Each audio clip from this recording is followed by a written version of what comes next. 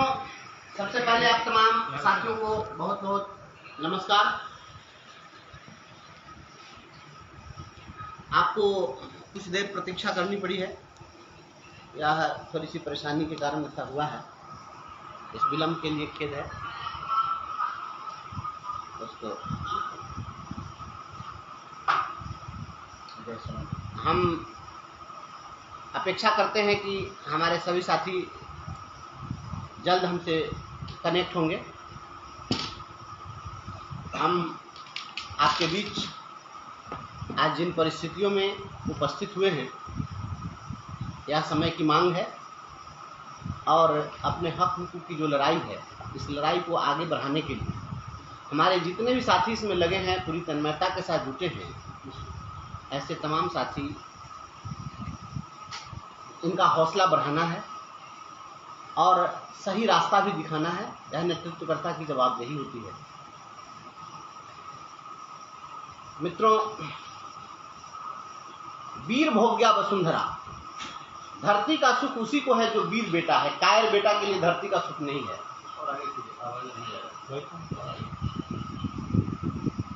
जो कहा गया है वीर भोग्या वसुंधरा, तो धरती का सुख वही भोग सकता है जो वीर बेटा है। कायरों के लिए जगह नहीं है धरती पर। कभी कायरों का इतिहास नहीं लिखा जाता है और आज इतिहास लिखने का समय आया है। ऐसे में हमारे जितने भी साथी निलंबन की कार्रवाई झेल रहे हैं, जितने साथी विभागीय कार्रवाई की जद में हैं, ये तमाम साथी हमारे लिए शिक्षक रत्न हैं। और हम आज इस फेसबुक लाइव के माध्यम से हम घोषणा करते हैं कि बिहार के जितने भी साथी जिनके ऊपर कार्रवाई हो रही है, जिन्हें निलंबित किया जा रहा है, ऐसे तमाम साथियों को हम इन परिस्थितियों से निपटने के बाद सभी लोगों को बुला करके शिक्षक रत्न के सम्मान से सम्मानित करेंगे। यह इतिहास लिखने का वक्त है। आप जितने साथी कुर्बानी दे रहे हैं, जितने साथी विषम परिस्थितियों का सामना कर रहे हैं, यह आपके जीवन में एक स्वर्णिम अध्याय लेकर के आएगा। आज जो पूरा तंत्र है और जो पूरी व्यवस्था है, यह हमसे अपेक्षा करती है कि हम उसके हाँ में हाँ मिला दें, हम उसकी जी हजूरी कर लें। हम शिक्षक हैं, हम कदापि नहीं कर सकते हैं। आज जिस प्रकार से एक निरीक्षण टिप्पणी मीडिया के सामने आई, उस टिप्पणी में आपने देखा है कि किस प्रकार से ऐसे लोग विद्यालयों के निरीक्षणकर्ता बने हैं जिन्हें खुद लिखना नहीं आता, पढ़ना नहीं आता। तो मित्रों, मैं निश्चित रूप से यह कह सकता हूं कि ग्राम पथ बनाने में कमीशन खाने वाले लोग अगर ज्ञान पथ बनाने वाले लोगों को आईना दिखाने लग जाएं, जब बाजों की निगहबानी उल्लुओं को दे दी जाए, तो समझिए व्यवस्था बुरे दौर से गुजर रही है। उस निरीक्षण टिप्पणी में जब हमने देखा, यह लिखा हुआ था समय 12:25, तो 12:25 AM लिखा हुआ था। 12:25 AM का मतलब होता है रात। हम विद्यालय दिन में चलाते हैं, तो जो लोग यह सोचते हैं, जो यह चाहते हैं कि तुम दिन को अगर रात कहो, रात कहेंगे, हम नहीं कहेंगे। जो यह सोचते हैं कि जो उनको है पसंद वही बात कहेंगे, तो हम कभी नहीं कहेंगे। कोई भी सिस्टम के पदाधिकारी हो, चाहे इस व्यवस्था के लोग हों, जो तुमको है पसंद वही बात कहेंगे, हम कभी नहीं कहेंगे। आप क्या समझते हैं? शिक्षक जो है, आप जो चाहेंगे वही कर देंगे? ऐसा कदापि संभव नहीं है। हम इस तरह की जो नीति है, इस नीति का हम विरोध करेंगे। और हमारे साथ आप अभी देख रहे होंगे, जरा कैमरा इधर घुमाइए, आप देख रहे हैं कि हमारे साथ माननीय उच्च न्यायालय के विद्वान अधिवक्ता आदरणीय श्री नलिन जी साथ में हैं। आज हम इनके साथ आपके फेसबुक लाइव में हैं, ताकि आपको हम यह बताएं कि हम लोगों के साथ जो परिस्थितियां हैं, उसके लीगल पहलू क्या हैं, इस पर ये बात करेंगे, आपको बताएंगे। इसके पहले मैं आपको यह कुछ बात कहना चाहता हूं। जो सिस्टम के लोग हैं, जो तंत्र के लोग हैं, जो निलंबन की कार्रवाई कर रहे हैं और मनमाना आदेश जारी कर रहे हैं, हमारे फेसबुक लाइव को बहुत सारे लोग देखते हैं, देखना भी चाहिए।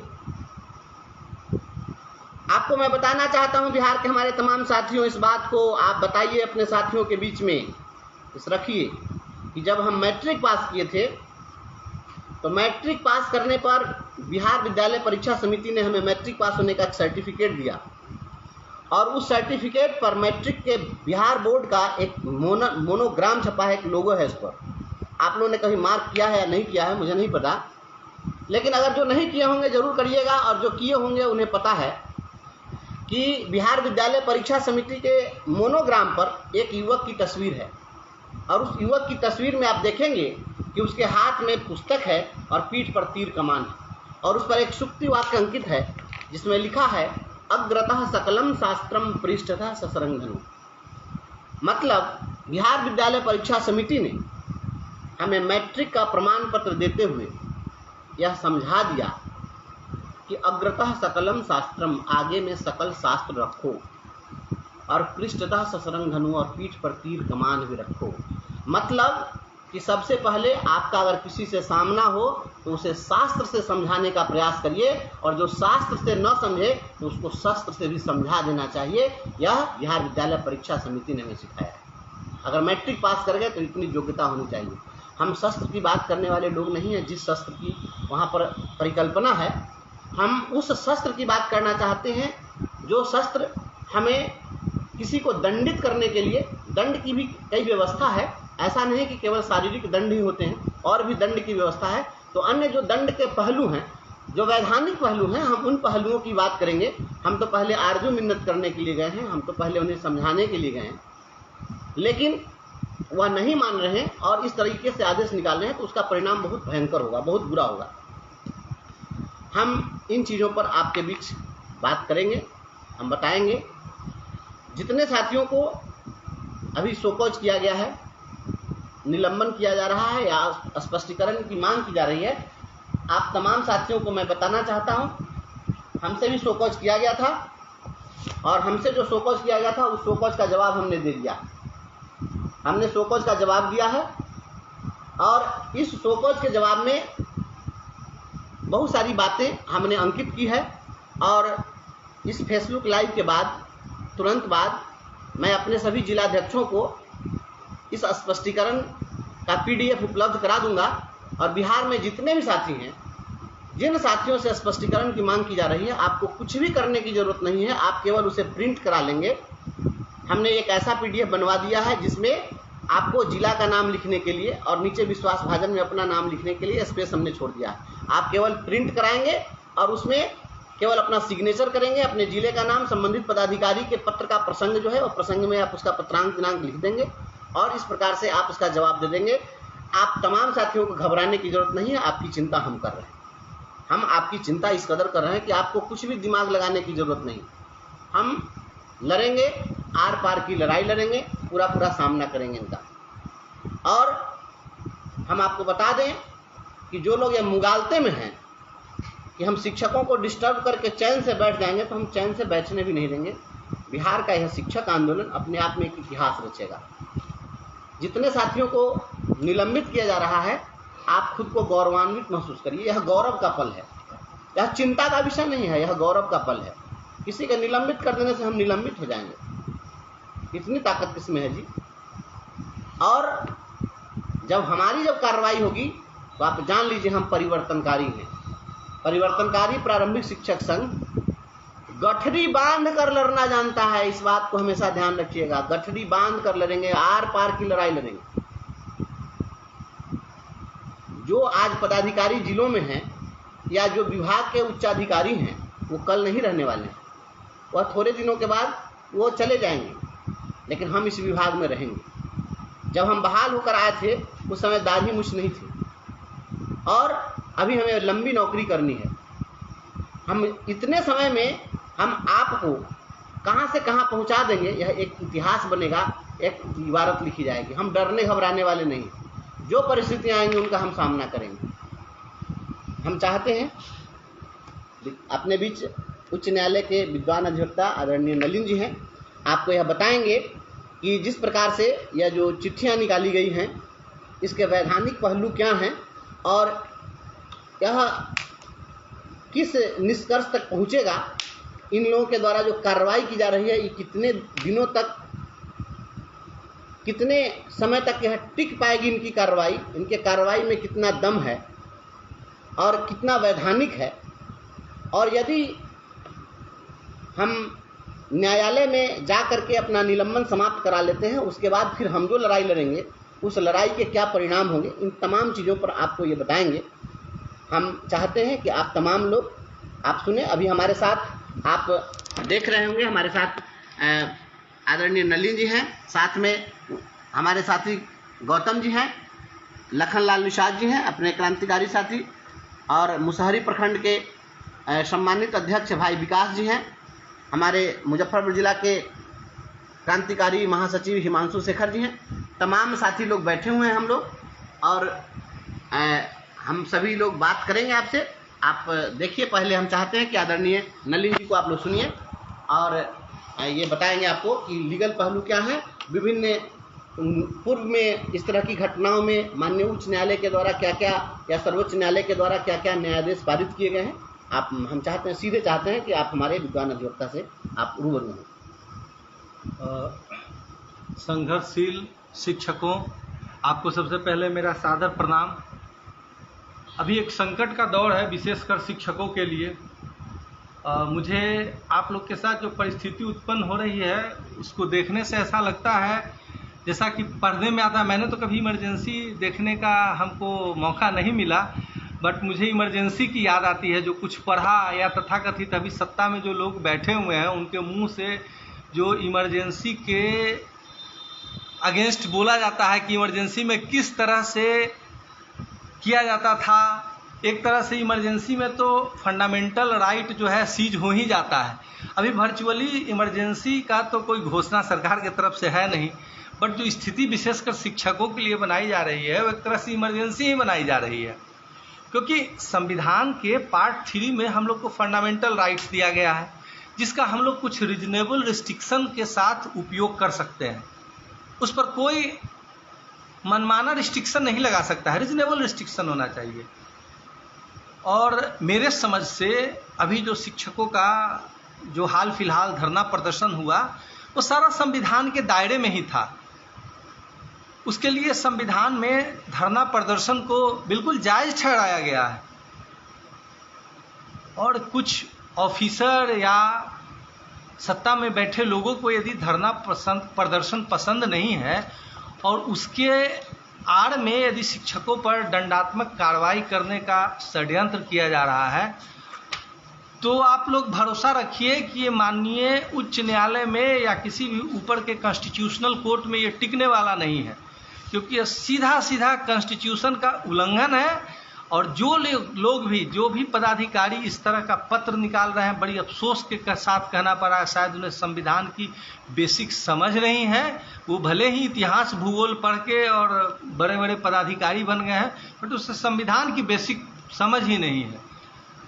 आपको यहाँ कुछ तथ्यों के आधार पर हम बात करना चाहेंगे, क्योंकि हम लोग का हिंदी भाषी प्रदेश है। सबसे पहले मैं इसी से शुरू करना चाहता हूँ। ये मेरे हाथ में भारत का संविधान है, जो कि डॉक्टर जय नारायण पांडे द्वारा लिखा गया है।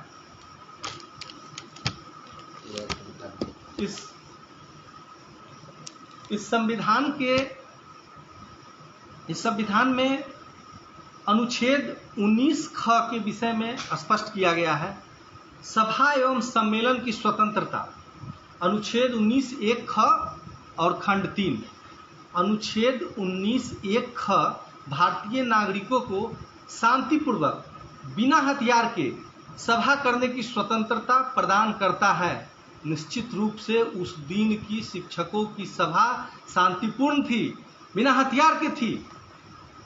इससे सार्वजनिक सम्मेलनों, सभाओं एवं जुलूसों का अधिकार भी शामिल है। यह अधिकार प्रजातांत्रिक व्यवस्था का स्वाभाविक परिणाम है। वस्तुतः यह स्वतंत्रता वाक और अभिव्यक्ति का ही अंग है। जब तक सभा करने का अधिकार नहीं होगा, व्यक्तियों को अपने विचार का आदान प्रदान करने का अवसर नहीं प्राप्त होगा। इंग्लैंड में भी यह अधिकार वाक स्वतंत्रता का ही अंग माना जाता है। अन्य अधिकारों की भांति इस अधिकार पर भी प्रतिबंध भी लगाए जा सकते हैं। इस अधिकार पर निम्नलिखित 3 आधारों पर निर्बंधन रिस्ट्रिक्शंस लगाए जा सकते हैं। नंबर 1, सभा शांतिपूर्ण होनी चाहिए। क्या उस दिन की सभा शांतिपूर्ण नहीं है? शो कॉज इशू करने के पहले किसी पदाधिकारी ने इसको सोचा? सभा बिना हथियार के होना चाहिए। क्या एक भी एविडेंस है कि सभा में हथियार था? नहीं था। तीसरा, अनुच्छेद 19 के खंड 3 के अंतर्गत राज्य इस लोक व्यवस्था के हित में युक्तियुक्त प्रतिबंध लगा सकता है। क्या कुछ रीजनेबल एप्रीहेंशन था गवर्नमेंट के पास कि लॉ एंड ऑर्डर की स्थिति बिगड़ सकती है या कुछ भी नहीं था। खुद सरकार के अथॉरिटी ने वहां सभा करने के लिए सभा का जो जगह निर्धारित है वहां परमिशन दिया था। तो फिर पर्दे के पीछे कौन सा खेल हो रहा है, ये बिहार की जनता जानने चाहती है। विशेषकर माननीय मुख्यमंत्री जी, माननीय उप मुख्यमंत्री जी और सरकार के जो बड़े पदाधिकारी हैं जो शायद उनके इशारे पर काम कर रहे हैं। दुर्भाग्य, शिक्षकों को संविधान प्रदत्त अधिकार का उपयोग करने के लिए आप शोकॉज कर रहे हैं। ये बताता है, दर्शाता है कि आप एक तरह से अघोषित रूप से इमरजेंसी लाने पर तुले हुए हैं। और वो भी वो लोग ला रहे हैं जो कि मीसा एक्ट से कई लोग प्रभावित है, जिनके पिताजी मीसा एक्ट के तहत जेल गए हुए हैं और आज वो खुद वो काम कुकर्म करने के लिए तुले हुए हैं और शिक्षकों का शोषण कर रहे हैं। ये बहुत गंभीर चीज है और इसका जवाब देना पड़ेगा आने वाले चुनाव में, क्योंकि शिक्षकों के साथ जो लगातार विशेषकर नियोजित शिक्षकों के साथ हो रहा है बहुत दुर्भाग्यपूर्ण है। कुछ बातें तो मुझे आज तक भी कचोटती है। ये बात सही है कि समान काम समान वेतन के मामले में माननीय सर्वोच्च न्यायालय का जजमेंट आया, वो हम लोग सबको स्वीकार है क्योंकि न्यायालय सर्वोपरि है। सब कुछ न्यायालय का सम्मान हर भारत का नागरिक करता है, विशेषकर हम लोग लीगल फ्रेटर्निटी तो विशेष रूप से। लेकिन सरकार के सामने कुछ प्रश्न खड़ा है, हम भी सोचते हैं तो मुझे इसका उत्तर नहीं मिलता है। आखिर एक ही विद्यालय में एक ही बच्चे को एक ही चैप्टर पढ़ाने के लिए 2 तरह का वेतन क्यों? इसका जवाब मेरे पास नहीं है। क्या किसी मजदूर को आप लगा दीजिए उसे ईंट उठाने के लिए, सपोज दैट उसे 1000 ईंट उठाना है 1 घंटा में, दूसरे को भी कहा गया कि 1 घंटे के अंदर आपको भी 1000 ईंट उठाना है। पारिश्रमिक तय हुआ कि इसके लिए आपको हम 500 रुपये देंगे, एक को कहेंगे कि नहीं आपको हम 200 रुपये ही देंगे। तो क्या जिसको 200 रुपये दे रहे हैं उसे कम एनर्जी लगा, कम ताकत लगा? इसी सिद्धांत पर क्या वो नियोजित शिक्षक जो कम पैसे में पढ़ा रहे हैं उसका क्या एनर्जी कम लग रहा है? तो ये सरासर संविधान को बाईपास करने का, समानता का अधिकार मुझे तो लगता है किताब में ही लिखा रह गया। सरकार को इस पर सोचना चाहिए, क्योंकि सरकार, माननीय सर्वोच्च न्यायालय ने जो कुछ भी आदेश दिया वो स्वीकार है, क्योंकि सरकार ने अपना वहां पक्ष कुछ इस तरह से तोड़ मरोड़ के रखा कि माननीय सर्वोच्च न्यायालय ने उसको कंसिडर किया। हम माननीय सर्वोच्च न्यायालय के फैसले का सम्मान करते हैं, लेकिन सरकार से हमारी अपेक्षा है, क्योंकि हम लोग का देश एक लोक कल्याणकारी राज्य है। Being a welfare state, government की ये रिस्पॉन्सिबिलिटी बनती है कि हमारे साथ जो भेदभाव हो रहा है उस पर वो ध्यान दे, क्योंकि हर चीज न्यायालय नहीं तय करता है। और उसके लिए हम लोग यदि मांग करते हैं तो शोकॉज कीजिएगा। शिक्षकों का जो भी मांग है क्या वो जायज नहीं है? उस पर बैठ के चर्चा करने की जरूरत नहीं है। एक तरफ मीडिया में सरकार के मंत्री और पदाधिकारी के द्वारा कहा जाता है कि वार्ता होगी, तो वार्ता होगी तो ये पीठ पीछे फिर ये शोकॉज का कहां से तुक आ गया? और क्या लगता है आपका शोकॉज न्यायालय में टिक जाएगा? तो आप बिल्कुल भ्रम में हैं, आपको संविधान की बेसिक जानकारी नहीं है। ये आपका न्यायालय में औध मुंह गिरेगा। आगे हम और भी कुछ पढ़ना चाहते हैं। इस पुस्तक से और भी एविडेंस है। सरकार पहले भी ऐसा की है, बिहार सरकार, और माननीय सुप्रीम कोर्ट ने इनके आदेश को पलट दिया है। अभी पहले मैं उस विषय में आप लोग को एक दे देता हूं जानकारी।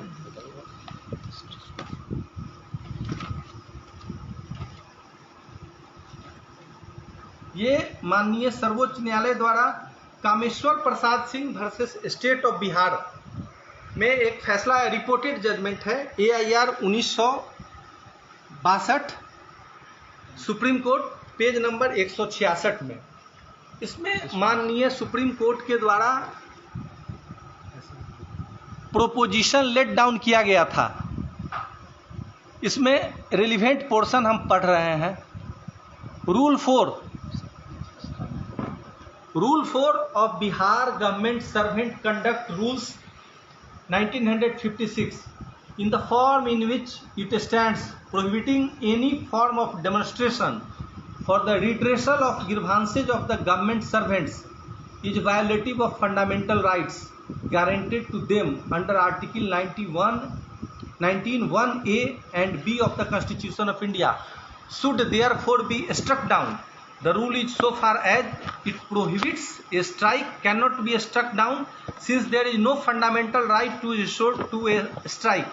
The provision of rule cannot be sustained under clause 2 and 3 of the Article 19 of the Constitution.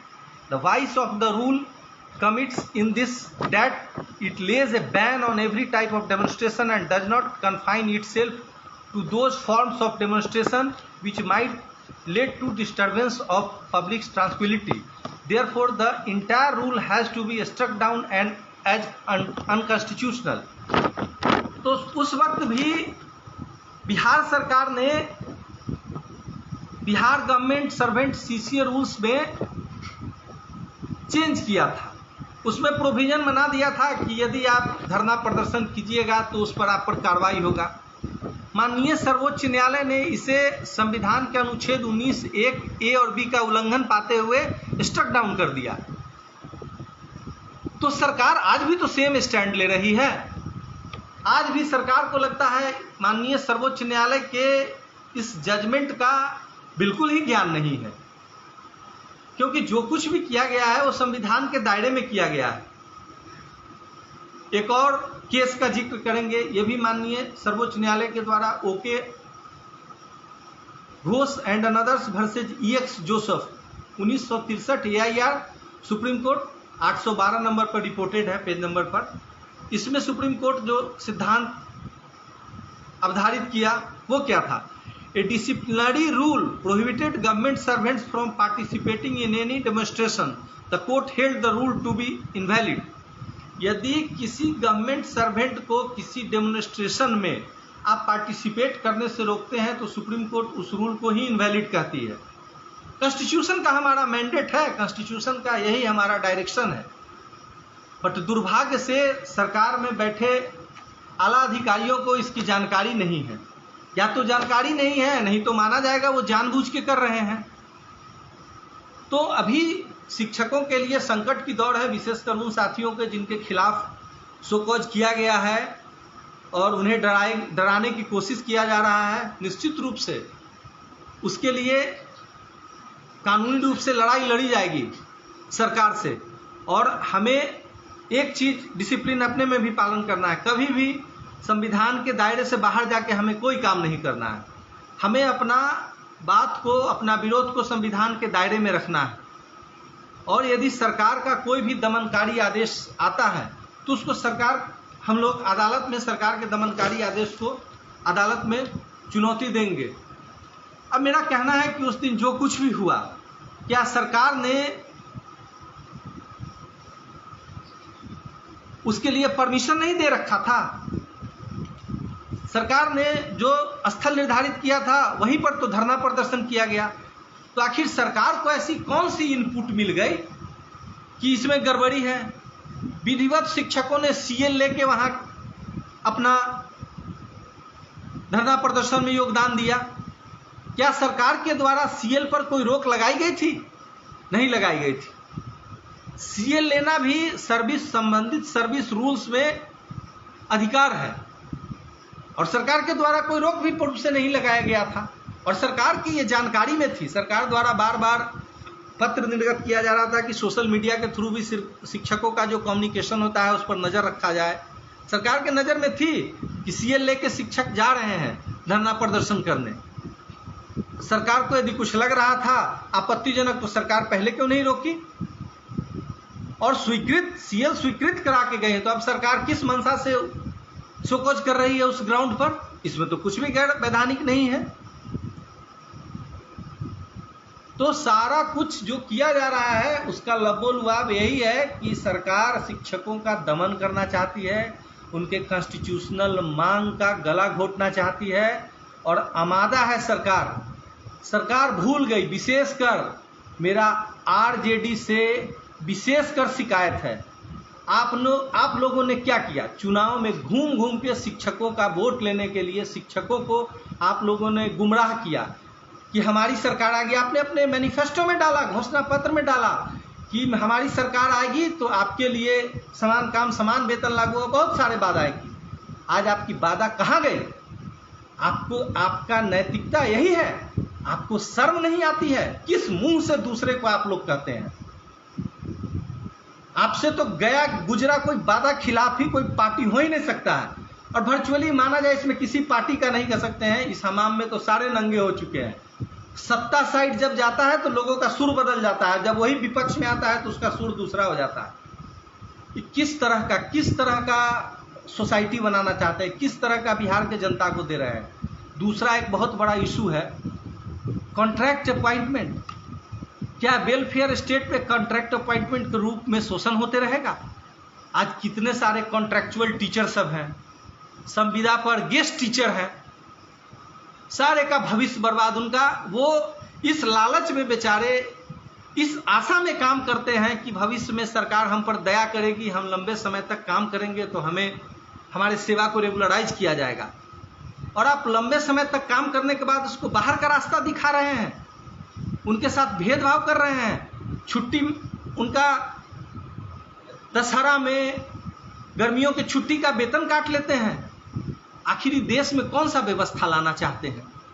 Contractual appointment हर तरह से संविधान विरोधी है। वो छात्र हित में, देश के युवाओं के हित में कदापि नहीं है। और दुर्भाग्य से कोई भी पार्टी इसको चुनाव में मुद्दा नहीं बनने देना चाहता है, क्योंकि इसमें दोष हमारे देश के युवा वर्ग का भी है। हम लोग जात पात के सोच से इतना नीचे गिर चुके हैं कि हम लोग अपना मांग को उठाने के लिए तैयार नहीं है। आखिर कभी कॉन्ट्रैक्चुअल अपॉइंटमेंट के विरोध में क्यों नहीं चुनाव में मुद्दा उठता है कि नहीं हम उसी पार्टी को वोट करेंगे जो कॉन्ट्रैक्चुअल अपॉइंटमेंट को खत्म करेगा हमेशा के लिए कानून बना के। कॉन्ट्रैक्चुअल अपॉइंटमेंट जो है युवाओं का भविष्य बर्बाद कर रहा है, घर बर्बाद कर रहा है, कहीं का नहीं छोड़ता है। कितने युवाओं को ऑफिसर्स के रहम पर छोड़ दिया जाता है। नहीं ऑफिसर्स का आप चमचागिरी कीजिए, कुछ समय के बाद आपका कोई बहाना लगा के कॉन्ट्रैक्चुअल अपॉइंटमेंट आपका रद्द कर दिया जाएगा, आपको कहीं कोई प्रोटेक्शन नहीं मिलेगा। हर जगह यही होगा कि आपका तो कॉन्ट्रैक्चुअल अपॉइंटमेंट है। तो आखिर क्या है? रेगुलर अपॉइंटमेंट वाले को कॉन्स्टिट्यूशन का आर्टिकल 311 का प्रोटेक्शन मिलता है। नियोजित शिक्षकों को भी बेचारे को कमजोर ही प्रोटेक्शन है, बट कुछ हल्का दिया गया है रूल्स ऑफ नेचुरल जस्टिस के दायरे में। कॉन्ट्रैक्चुअल अपॉइंटमेंट को तो वाले को तो कितने बार ये देखने में आता है कि उनको रूल्स ऑफ नेचुरल जस्टिस का भी लाभ नहीं दिया जाता। तो आखिर ये सरकार वेलफेयर स्टेट, नीतीश जी बहुत लंबे दावा करते हैं परिवर्तन कर देने का बिहार का, और हमारे तेज रफ्तार तेजस्वी सरकार, उनके वादों का हुआ क्या? आखिर आप धमकी देते हैं, आप मुकदमेबाजी में फंसाते हैं टीचर को, आप उस पर दंडात्मक कार्रवाई करते हैं। आप भूल गए जेल में आपके पिताजी गए थे, और वो किस लिए गए थे वो सारा बिहार जानता है, कहने की जरूरत नहीं है। सजा याफ्ता है, आप चार्जशीटेड हैं, लेकिन शिक्षकों के साथ आप इस तरह का दुर्व्यवहार कर रहे हैं। कल को हो सकता है आपको बुरा लगेगा, हम पर भी आप FIR करा दीजिएगा, बट FIR से हम डरने वाले नहीं हैं। जेल और बेल के बीच वकील का जिंदगी घूमता है। और समझ लीजिए खास करके वो लाट साहब लोग, ये देश की आज़ादी की लड़ाई में वकीलों की बहुत अहम भूमिका थी, शिक्षकों की भी भूमिका थी। उस वक्त भी ICS ऑफिसर्स हुआ करते थे जो कि सरकार के पीछे घूमती थी। संघर्ष के लिए जनता मजबूर कर रहे हैं आप लोग जनता को, और छात्रों को, शिक्षकों को, सारे का भविष्य अंधकार कर रहे हैं। कभी आप लोग अपने बारे में सोचते हैं? आप लोग को वेतन बढ़ाना होता है, कुछ भी करना होता है, तो आप लोग का तो बिना अवरोध के आप क्या जाते हैं पब्लिक से परमिशन लेने कि हम वेतन बढ़ाएं अपना कि नहीं? आपको तो सारी सुख सुविधा चाहिए। यदि मुख्यमंत्री हैं तो आप अपने लिए स्पेशल कानून बना लेते हैं कि मुख्यमंत्री से हटने के बाद भी लंबे समय तक आप अपना सुविधा अवेल करते रहिए। लेकिन आप अपने नियोजित शिक्षकों को, कॉन्ट्रैक्चुअल अपॉइंटमेंट वाले को, उनका इतना शोषण कीजिएगा,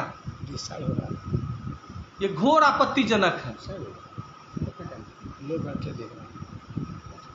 हम एक चीज़ आपसे ये जानना चाहते हैं, यह क्योंकि तमाम शिक्षकों के मन में जिज्ञासा है कि निलंबन की कार्रवाई होगी, उसके खिलाफ हम लोग माननीय उच्च न्यायालय में जाएंगे और उच्च न्यायालय के द्वारा उस निलंबन के आदेश को रद्द कर दिया जाएगा। ये तो होना ही होना है, 200% होना है। या 2 महीने हमको निलंबित रख ले, 6 महीने रख ले, जितने दिनों तक सुनवाई नहीं हो पाती है उतने दिनों तक रख पाएंगे। सुनवाई होगी और पहले डेट पर हम लोग का निलंबन समाप्त हो जाएगा। लेकिन हम एक चीज़ चाहते हैं, बिहार के जो नियोजित शिक्षक हैं इन्होंने इतिहास कायम किया है, तो एक इतिहास, नया इतिहास भी कायम होना चाहिए। इस देश के अंदर जो ऑफिसर्स लॉबी है, जो ब्यूरोक्रेट्स हैं, ये ब्यूरोक्रेट्स से सोचते हैं कि हम अपने पद का मैक्सिमम दुरुपयोग करें। हमने एक आदेश निकाल दिया, इनको निलंबित कर दिया और ये फिर कोर्ट का चक्कर काटते रहेंगे, फिर निलंबन आदेश रद्द हो जाएगा, उसका मेरा क्या बिगड़ा, आखिर इतने दिनों तक ये सफ़र किए। तो हम इस बार यह चाहते हैं, हम तमाम अपने साथियों से कहना चाहते हैं और तमाम साथियों को अवगत कराना चाहते हैं इस बात को लेकर कि यदि हमें निलंबित किया गया तो हमारे छोटे बच्चे हैं, उनकी पढ़ाई बाधित होगी, वो सफ़र करेंगे, हमारे परिवार के लोग सफ़र करेंगे।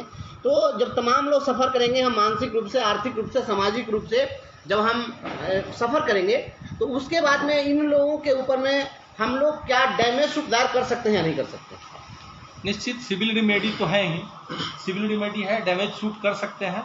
और हम लोग को माननीय उच्च न्यायालय से भी प्रेयर रहेगा, हमारे प्रेयर में रहेगा कि इनके खिलाफ प्यूनिटिव एक्शन ले, क्योंकि ये जानबूझकर दंडात्मक कार्रवाई करने शो कॉज तो किए हैं। शो कॉज में हम लोग माननीय सुप्रीम कोर्ट का जजमेंट को कोट करके जजमेंट लगा के दे रहे हैं। तो अब यदि उनको माननीय सुप्रीम कोर्ट के जजमेंट के देखने के बावजूद भी वो सस्पेंशन की कार्रवाई करते हैं, तो ये तो स्पष्ट सुप्रीम कोर्ट और कॉन्स्टिट्यूशन का स्पष्ट खुलेआम उल्लंघन होगा कि हम इसको नहीं मानते हैं। हम आर्टिकल 19 में जो लिबर्टी दिया गया है सभा करने का शांतिपूर्ण तरीके से, उसको हम नहीं मानते हैं।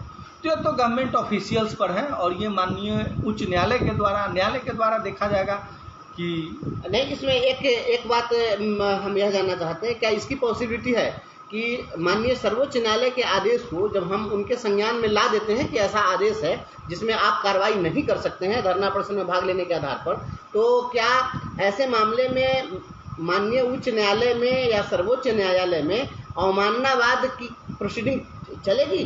इसके लिए क्या हम लोग अगर कहें कि नहीं, इन पर अवमाननावाद चलाइए क्योंकि हमने उच्च न्यायालय या सर्वोच्च न्यायालय के आदेश को इनके संज्ञान में लाया, इसके बावजूद ये उसको सुपरसीड कर दिए, तो क्या उन पर कंटेम्प्ट चल सकता है या नहीं?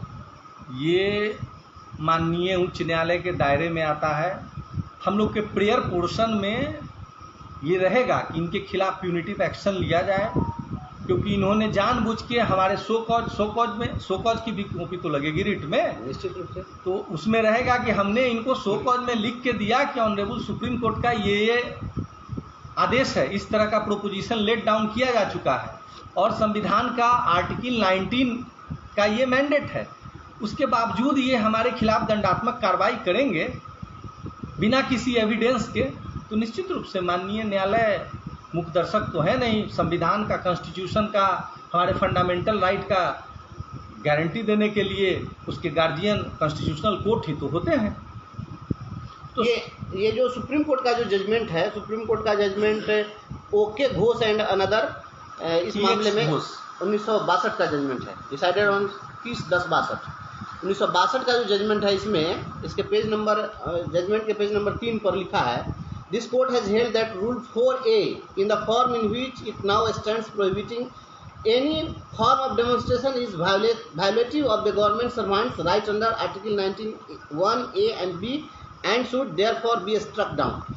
तो इस प्रकार का जो ही ये बिहार के कंटेक्स्ट में ही हुआ, बिहार के कंटेक्स्ट में ही है, तो इसमें माननीय सर्वोच्च न्यायालय ने इस प्रकार के आदेश को रद्द कर दिया है। तो कुल मिलाकर जो परिस्थितियां हैं उसमें आदेश को नहीं, इनके रूल को स्ट्रक डाउन किया, जो रूल ये इन्होंने असेंबली से पास करके बनाया होगा, इस कानून को रद्द कर दिया यहाँ, या जो भी हो, या 309 आर्टिकल के अंदर ही यदि बनाया होगा तो उसको स्ट्रक डाउन कर दिया। और ये तो अभी जो निकाल रहे हैं तो एग्जीक्यूटिव ऑर्डर सब निकल रहा है। एक हम ऑर्डर मेरे नज़र में आया ACS का कि कोई भी धरना प्रदर्शन वगैरह में भाग नहीं लेंगे, तो वो भी ऑर्डर एंटी कॉन्स्टिट्यूशनल है। अच्छा, एक चीज जो हम लोग प्रियम्बल ऑफ कॉन्स्टिट्यूशन पढ़ते हैं, जो संविधान की प्रस्तावना बच्चों को भी पढ़ाते हैं, छठा से सभी किताबों में मिल जाए, तो उस प्रियम्बल ऑफ कॉन्स्टिट्यूशन में हम लोग जब पढ़ते हैं कि we the people of India having solemnly resolve to constitute India into sovereign socialist secular democratic republic and to secure to its all citizen justice, social, economic and political, liberty of thought, expression, belief, faith and worship, and equality of status and of opportunity, and to promote among them all fraternity, assuring the dignity of individual and the unity and integrity of the nation.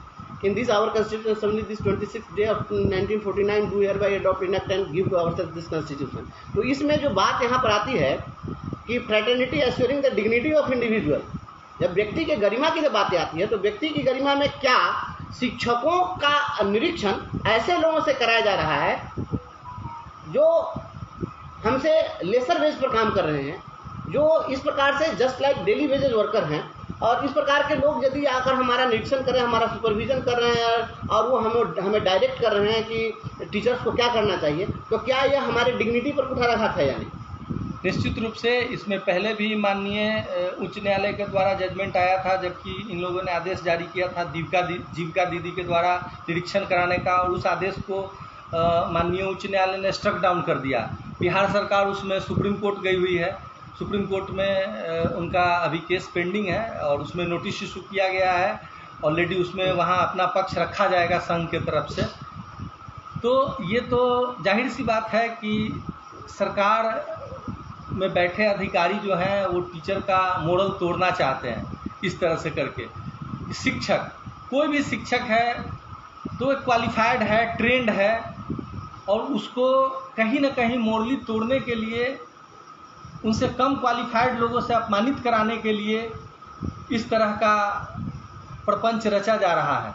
निश्चित रूप से ये भी न्यायालय में जाने योग्य मामला है। या तो हमारी गरिमा पर कुठाराघात है, हमारे व्यक्तिगत गरिमा पर भी कुठाराघात है। या तो ये जो कुल मिलाकर के जो बातें आ रही है, हम आप तमाम साथियों को, आपने आदरणीय नलिन जी की बातों को आपने सुना, जो लीगल पहलुओं को उन्होंने बताया है, कुल मिलाकर के जो परिस्थितियां सामने हैं उसमें हमें तो यही लगता है कि सरकार जिस तरीके से इंदिरा आवास सहायक, विकास मित्र, सत्यानाश मित्र तमाम लोगों को विद्यालयों में भेज करके और जो किया जा रहा है, यह हमारे गरिमा पर, व्यक्ति की गरिमा पर यह कुठाराघात है।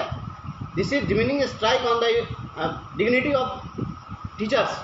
इसलिए हम लोग जो अभी जो कहा जा रहा है, जिस प्रकार से आप कह रहे हैं कि हम इन लोगों को अपना सुपरवाइजरी अथॉरिटी मान लें, आप जो कह रहे हैं कि जो कुछ भी उल्टा सीधा आदेश हो गया उस आदेश को हम मान लें, ये आदेश कैसे मान लेंगे? हम चुप नहीं बैठेंगे। गधों को घोड़ा कहना है, कैसे कहें?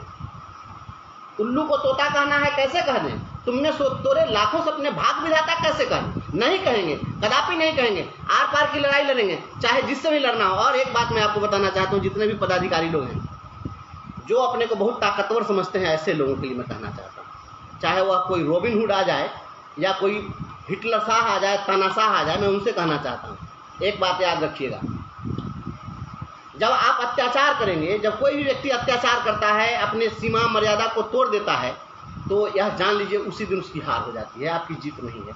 जब कभी भी लड़ाई होती है, जब संघर्ष होता है दो पार्टियों में, दो पक्षों में, जंग के मैदान में भी यदि युद्ध होता है तो व्यक्ति भले ही मर जाता है, जीत की उसकी बहादुरी है। मरने वाला व्यक्ति भी, उसकी भी बहादुरी जीत जाती है। अभिमन्यु को 7 महारथी मिलकर के मार, 7 महारथियों की जीत नहीं हुई, अभिमन्यु का शरीर मर गया लेकिन अभिमन्यु जीत गया, उसकी वीरता जीत गई, आज भी पूजनीय है, वंदनीय।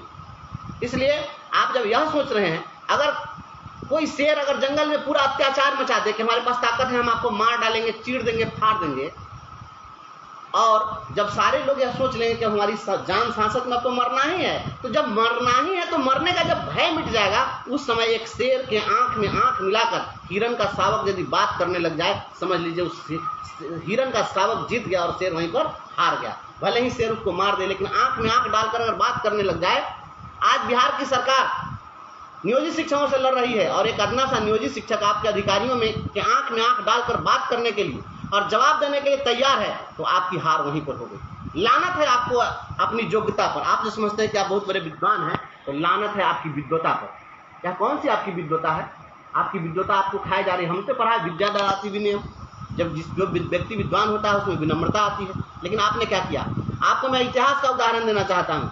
आप देखें इतिहास में सभी लोग पढ़ते हैं, जो सिखों के 10वें गुरु गोविंद सिंह इसी बिहार की धरती के थे, और गुरु गोविंद सिंह के 2 पुत्र जो 5 साल और 7 साल का बच्चा, जब औरंगजेब जैसा अत्याचारी व्यक्ति, जो उसके अत्याचार से पूरी दुनिया डरती थी, और जब उसके आंख में आंख डालकर कहा कि मैं तुम्हारी अधीनता को स्वीकार नहीं करता, मैं तुम्हारे हुकूमत को नहीं मानता हूं, मैं तुम्हारे प्रभाव प्रभुत्व को नकारता हूं, सिरे से खारिज करता हूं, तो 5 साल का बच्चा भले ही दीवार में चुन दिया जाता हो, वजीर खान उसका सेनापति भले ही दीवार में उसको चुनवा दिया, लेकिन उन दोनों बच्चों की बहादुरी जीत जाती है, जो आज भी पूजनीय है। उस धरती पर लोग नमन करने के लिए जाते हैं जहां पर वो दोनों बच्चे अपनी शहादत दिए। औरंगजेब भी हार जाता है 5 साल के बच्चों के सामने। ये रॉबिन हुड साहब, आप तो समझ रहे हैं कि आप बहुत बड़े विद्वान हैं, आपकी विद्वता वहीं पर हार गई जहां पर एक नियोजित शिक्षक आपका जवाब देने के लिए तैयार करा है। और मैं तो इंतजार में बैठा हूं, मैं तो अपने घर में स्पेशली मिठाई मंगा कर रखा हूं कि मेरे निलंबन की चिट्ठी लेकर जो आएगा उसको मैं मिठाई खिलाऊंगा। मैं चाहता हूं कि ऐसा दाग हमारे करियर में जरूर लगे। ये दाग बहुत ही अच्छे हैं, दाग नहीं मिटते हैं, यह हमारे करियर का दाग रहना चाहिए। यह जो लोग भी इसमें प्रभावित हो रहे हैं, जिन पर कार्रवाई हो रही है, याद रखिएगा ये इतिहास लिखा जाएगा। नियोजन के कलंक को मिटाने के लिए जो इस आर्थिक आज़ादी की लड़ाई लड़ी जा रही है, इसका जब इतिहास लिखा जाएगा, आपका नाम स्वर्णिम अक्षर में होगा। यह स्वर्णिम अध्याय लिखने का समय है, और निलंबित कर दिया जाएगा तो आज तक इस तरह के बहुत सारे लोग आए और गए और चले जाएंगे। याद रखिएगा यह परिवर्तनकारी है। हम आपको चुनौती नहीं दे रहे हैं, लेकिन हम आगाह करना जरूर चाहते हैं। हम अपना निलंबन रद्द करा लेंगे, इतना हमें पता है, हमको इतनी विद्या है, इतना हम पढ़े लिखे जरूर हैं, इतना ज्ञान हमें है कि हम अपना निलंबन रद्द करा लेंगे। लेकिन आप तय करिए। 38 जिलों में कार्रवाई हो रही है, याद रखिएगा। 38 जिले में जिस दिन अवमानना का केस होगा, जिस दिन आप हाईकोर्ट में दौड़ेंगे तो एक जगह दौड़ेंगे, लेकिन जब 38 जिले में जब हम डैमेज सूट दायर करेंगे तो उस डैमेज सूट की कार्रवाई जब चलेगी तो आपको 38 जिला में जाना होगा, और हर व्यक्ति को आपको उसके नुकसान की भरपाई करनी पड़ेगी। बैटरी चूंकि लो हो चुका हुआ है, इसलिए हम बहुत ज़्यादा कुछ नहीं कहेंगे। बस इन्हीं बातों के साथ अपनी बात को समाप्त करेंगे कि मेरे प्यारे साथी, जो लोग इस लड़ाई को लड़ रहे हैं, मजबूती से डरने की जरूरत नहीं है। सारी लड़ाई हम लड़ेंगे और पूरी लड़ाई हम लड़ेंगे। और हम बस यही कहना चाहते हैं कि माझी तेरी कश्ती के तलबगार बहुत हैं, माझी तेरी कश्ती के तलबगार बहुत हैं, इस पार कुछ मगर उस पार बहुत हैं। जिस शहर में तूने खोली है शीशे की दुकान, उस शहर में पत्थर के खरीदार बहुत हैं। बहुत बहुत धन्यवाद।